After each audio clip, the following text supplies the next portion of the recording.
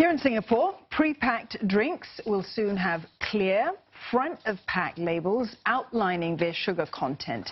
And in a world first, those that have the most sugar, well, they will be banned from advertisements.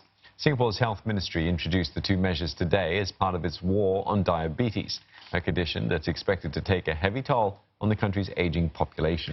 Now, these measures come after an 8-week-long public consultation.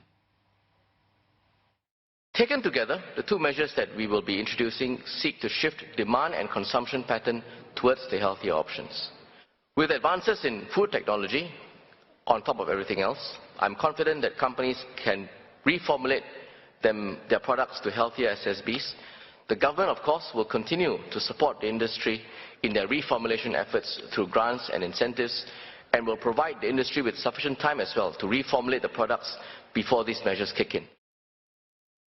This is an example of what the label could possibly look like on prepackaged drinks that are high in sugar. The mandatory front-of-pack color-coded labels will clearly indicate as such. The amount of sugar will largely determine which category the drink falls into, but it's not the only factor. Others, such as quantity of fat and trans fat, will also be taken into account. So a nutrient summary label actually summarizes the information across multiple categories to come up with just one score for the public to understand, is this product healthy? A total ban on advertising will also be imposed on beverages that have the lowest nutrition label grade and are therefore deemed to be the most unhealthy. The ban will apply across all local mass media platforms, including broadcast, online, social media channels, print and out-of-home advertising. Prof Teo adds that such a ban is part of the overall public health strategy to nudge behavior away from unhealthy habits. Imagine this amount of sugar, 7 teaspoons worth, in a drink pack this size, 250 milliliters. Seems like a lot? Well, it is. In fact, the authorities say the most sugary drinks available here contain this proportion of sugar to beverage. Thankfully, such drinks only account for 1% of the market. Beverage companies we spoke to have noted that the industry has been moving in the direction of lower sugar.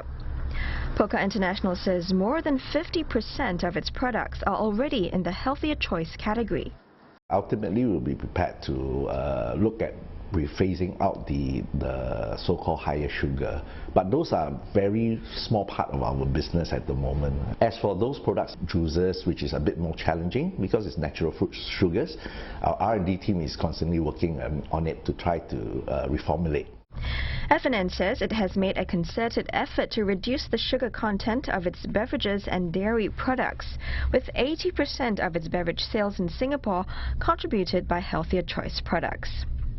Coca-Cola says it has already taken steps to reduce sugar in its recipes and will continue to do so, and the new measures will have minimal impact on its portfolio.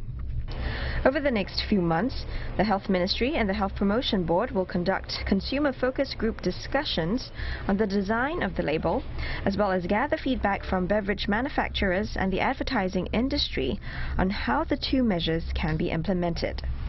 It will also continue to consider the options of an excise duty and even a total ban on the sale of higher sugar pre-packaged drinks.